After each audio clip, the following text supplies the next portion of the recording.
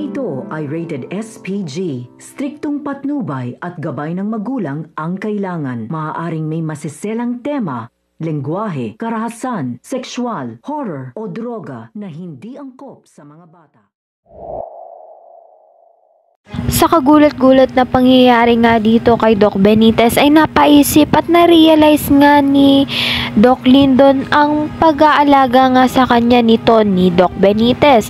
Kaya naman nga nang maudlot nga itong si Doc Lyndon sa pagsabi ng katotohanan nga dito kay Annalyn, dahil na rin gusto niya pa ring protektahan itong si Doc Benitez, dahil nga prinotektahan nga siya sa masamang mangyayari nga dito kay Doc Lyndon. At dahil nga sa nangyari, ang mga anak nga nito ni Doc Benitez na si Harry at Zoe ay nag-aalala nga sa kalagayan ng kanilang ama.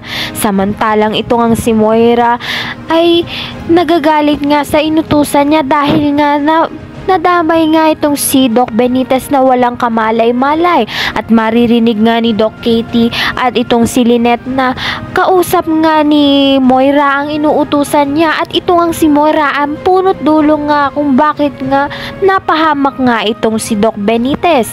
Ayan, napakakaabangan natin dito nga lang sa Abot Kamay na Pangarap.